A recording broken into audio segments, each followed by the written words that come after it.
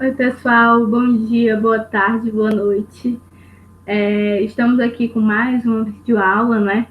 E a gente vai continuar os assuntos que a gente viu, tá bom? A gente vai ver assuntos hoje que são assuntos de extrema importância para vocês entenderem um pouquinho das mudanças políticas no mundo, certo? E eu espero que vocês estejam bem, estejam em casa, estejam se cuidando, estejam conseguindo fazer as atividades direitinho, tenham conseguido responder a avaliação parcial de vocês, tá bom? Sem muitas dificuldades, ok? Então nós vamos começar, eu vou apresentar a minha tela e vocês vão continuar, vocês vão conseguir ver o livro. Eu também agora estou conseguindo fazer algumas marcações, porém eu não estou fazendo marcações muito retas, porque é um pouco mais difícil, eu estou pelo notebook. Então, vocês não me julguem, porque vai ficar um pouquinho torto, tá bom? Então vamos lá começar esta aula de História para o 9º ano.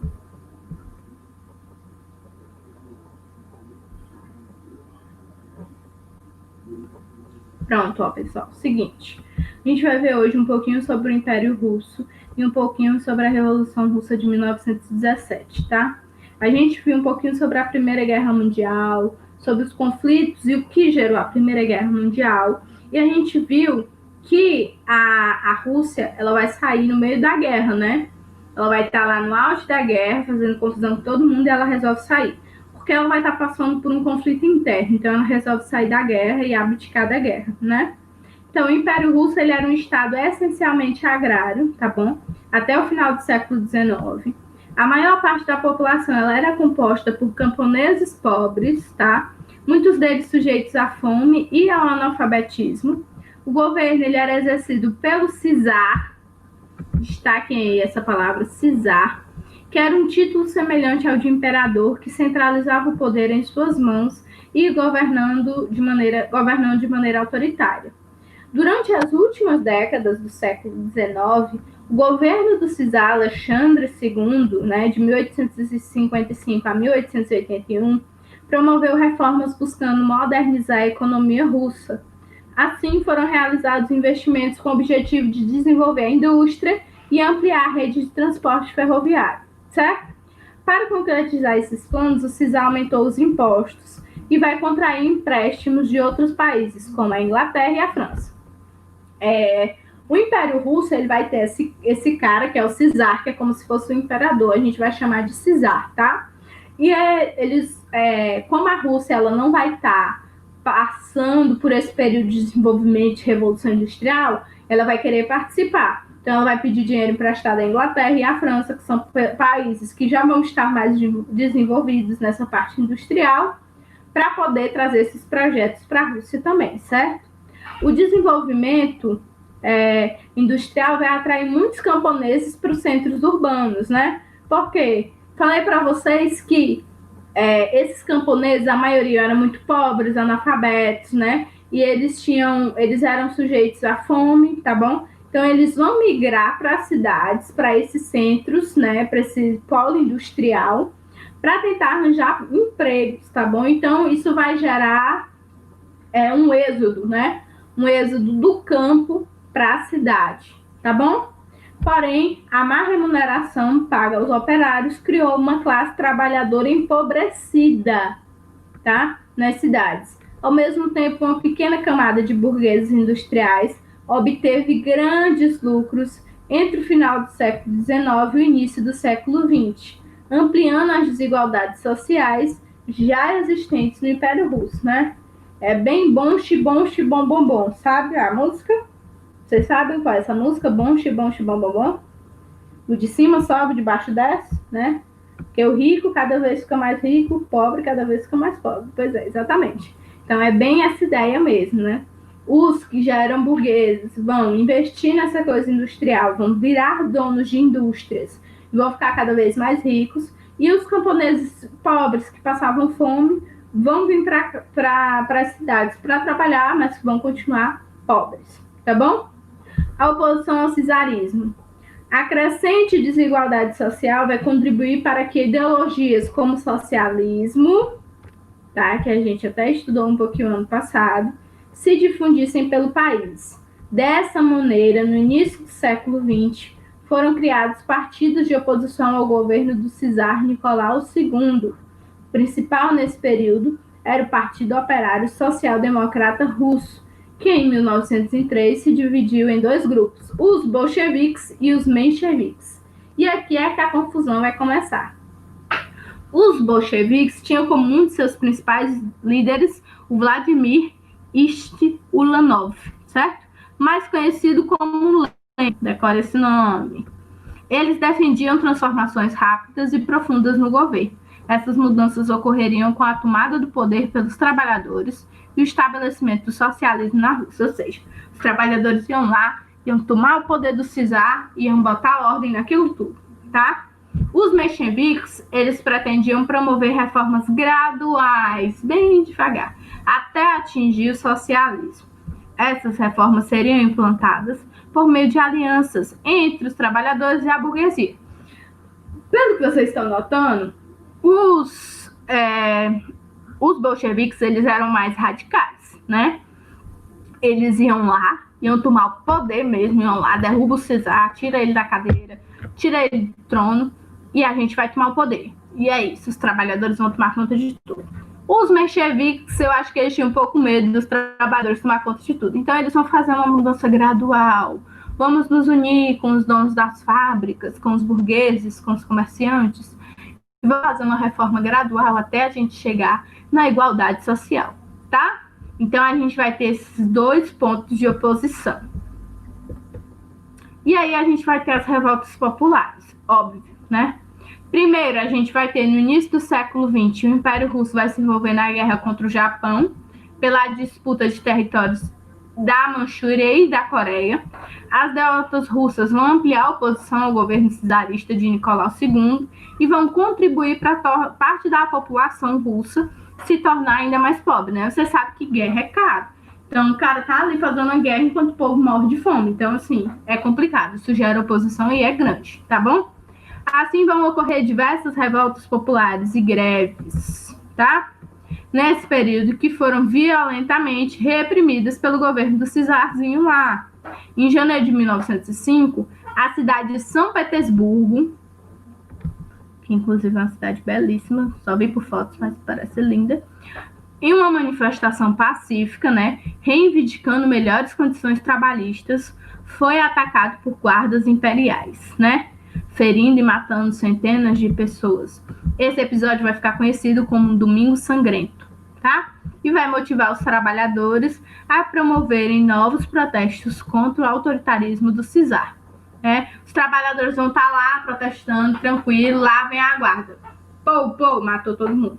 E aí, isso vai gerar mais protestos. Em vez de reprimir e acabar com os protestos, vai gerar mais protestos, tá? Com o objetivo de melhorar sua organização e de ampliar sua representatividade política, os trabalhadores vão criar os sovietes, que são conselhos formados por delegados eleitos por camponeses, operários e soldados.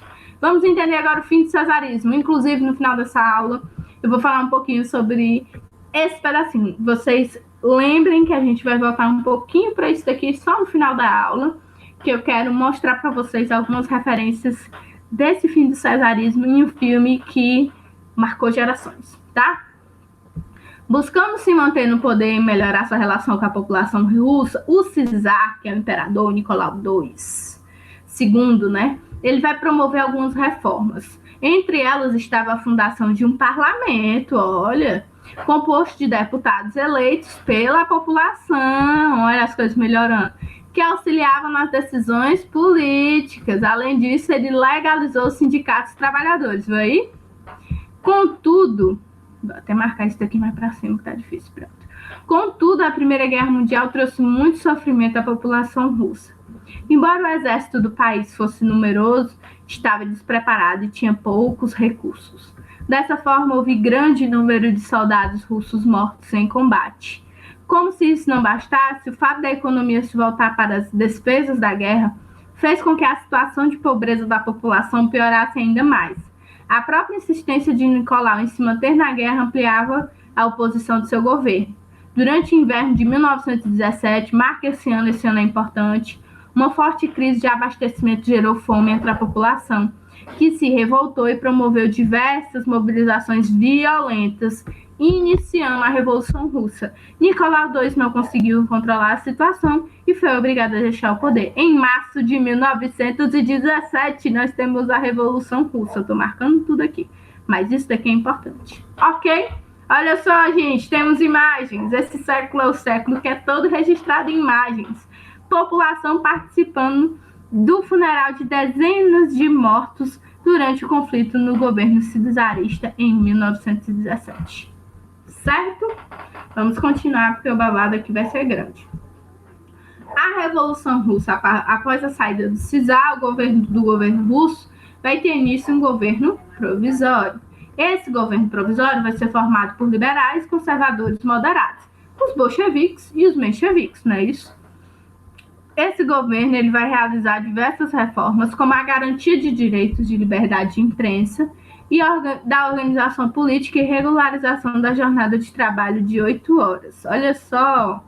Entretanto, nesse período, a Rússia vai se manter dentro da Primeira Guerra Mundial, o que contribuiu para que grande parte da população permanecesse em situação de miséria. Ou seja, olha, a gente tem que sair dessa guerra, né? Porque a guerra é o que fazia a Rússia ter mais gastos e mantinha a população em situação de pobreza, além dos parentes e familiares que as pessoas perdiam na guerra, não é isso?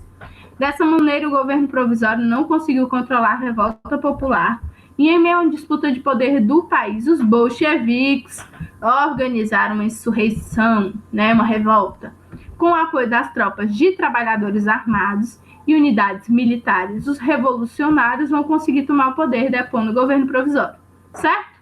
Ou seja, esse governo provisório, que vai ser os liberais e os conservadores moderados, não tem nada a ver com os bolcheviques e os mencheviques ainda. Eles estão de fora, né? Eles vão entrar, os bolcheviques vão entrar mesmo, botando o pé na porta e dizendo que eles vão tomar o poder. E é isso que vai acontecer, olha só. Os bolcheviques no poder.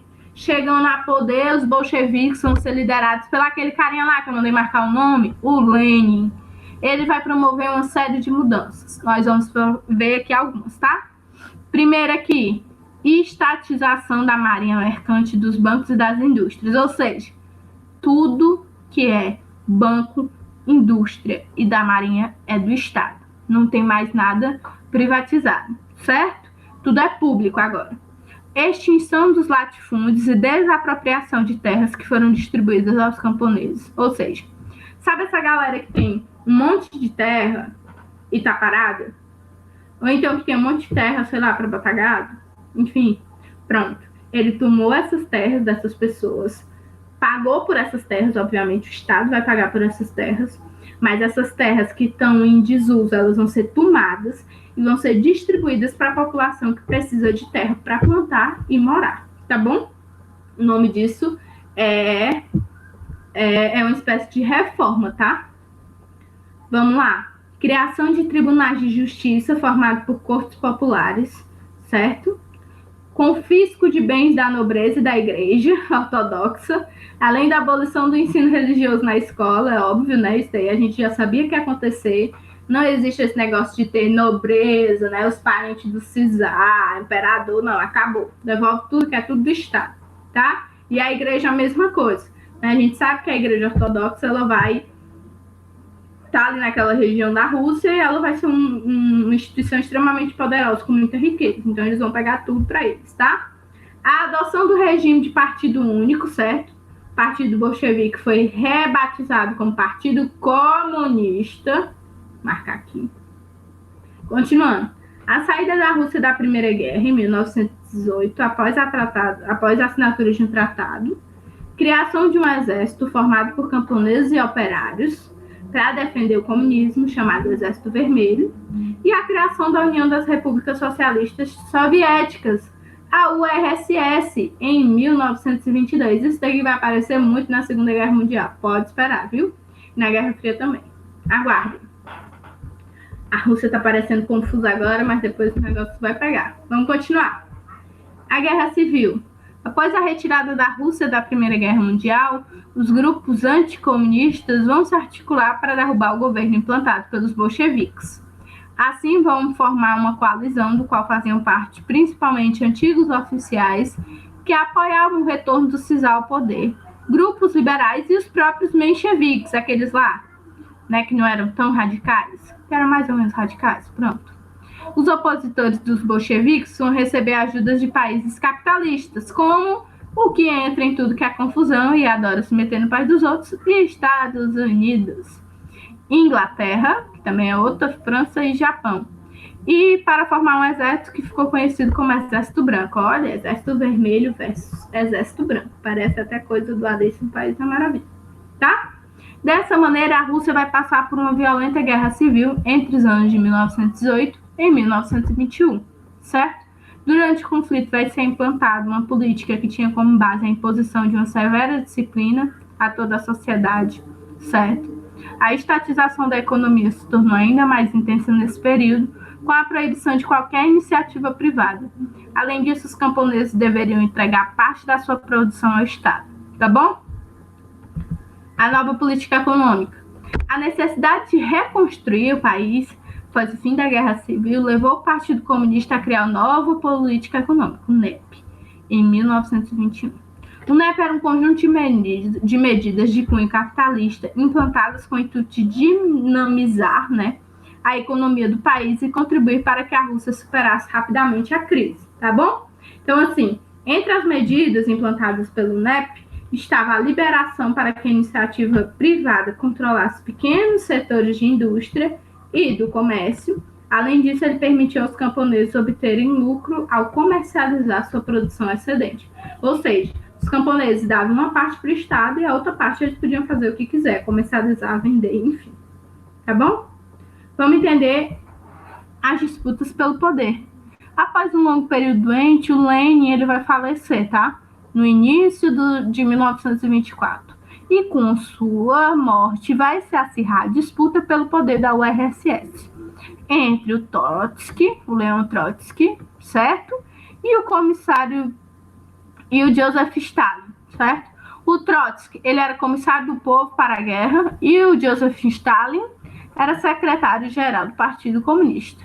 Guarde esse nome aqui, por favor, peraí. Stalin. É o nome que você tem que guardar. O Trotsky, ele era um intelectual e um líder político que vai comandar o Exército Vermelho durante essa guerra civil. O Stalin era um influente militante que passou a ocupar cargos cada vez mais importantes dentro do Partido Comunista. Então, cada um tinha sua funçãozinha direitinho, certo? A disputa entre os dois vai refletir a escolha dos projetos distintos para o futuro da revolução do país. O Trotsky vai defender que o movimento revolucionário deveria ser internacionalizado, certo? Ou seja, ele acreditava que o socialismo da URSS ele precisava ser exportado para outros países, certo? Transformando outras nações em países socialistas. Já o Stalin acreditava que primeiro o socialismo deveria se fortalecer dentro da URSS, dentro da Rússia, e depois ser internacionalizado para outros lugares. Obviamente, como vocês estão vendo aqui, a ditadura de Stalin, Stalin vai ganhar, né? Como ele tinha grande influência dentro do Partido Comunista, ele vai conseguir ganhar a disputa contra o Trotsky e vai expulsar o Trotsky do país em 1929. Para que deixar os inimigos perto, né? Aos poucos, o Stalin vai passar a eliminar seus adversários e exercer o poder de maneira absoluta, criando, assim, uma rígida ditadura na URSS, viu? Ditadura não é bom, pessoal. Olha só, expulsando os inimigos. Cadê a oposição para dizer que esse homem está errado? Durante a ditadura, o Stalin, milhares de opositores políticos foram enviados para campos de trabalho forçado, conhecidos como as gulags. Marque esse termo aí. Inclusive, depois joguem no Google e dêem uma olhada sobre isso. Show de bola. Assim, é horrível, mas é importante vocês entenderem e conhecerem, ok? Nesses lugares, muitos deles, na Sibéria, os prisioneiros eram submetidos a dura rotina de trabalho, tá? Sendo responsáveis pela construção de grandes obras como canais, ferrovias e hidrelétricas. E assim, né, o Estado não pagava nada para esses trabalhadores, não. Eles viviam numa espécie de campos de concentração mesmo, tá bom? O que agrava as condições de vida nas gulags era o frio intenso, pois os prisioneiros não recebiam abrigo nem vestimentas apropriadas. Além disso, a alimentação era precária, o uso de violência contra os prisioneiros era muito comum. Cerca de 1 milhão de pessoas morreram nas gulags entre as décadas de 1930 e 1950, certo? Os gulags eram também os campos de concentração, tá bom? Importante a gente entender isso. Pronto, tá? A gente viu um pouquinho disso. Inclusive vou mostrar aqui pra vocês. Pera aí. Vou mostrar aqui pra vocês agora. Opa, pronto. Vou mostrar aqui pra vocês agora. Vou colocar aqui no YouTube. Vou mostrar pra vocês filme que ele marcou uma geração. Inclusive, se vocês puderem assistir, vocês vão entender um pouquinho desse filme. O nome desse filme é Anastácia, certo? Ele é um filme da Disney, tá bom? Deixa eu ver se eu consigo aqui achar. Ó, tem ele aqui para comprar lugar, mas tem ele para baixar também, tá? E tem ele dublado. Pronto, foi no mês de dezembro. Assim mesmo. Pessoal, é o seguinte, eu vou tirar o som, vou deixar passando só a imagem. Depois vocês podem até dar uma olhada, eu vou deixar o link. Tem o filme completo no YouTube, numa qualidade que não é tão boa.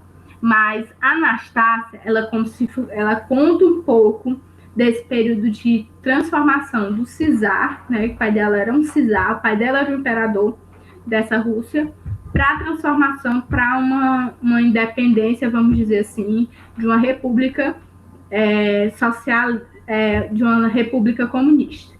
Então a Anastácia, ela vai representar essa princesa perdida. Ela se perdeu do pai durante o período que a revolução invadiu o palácio, tá?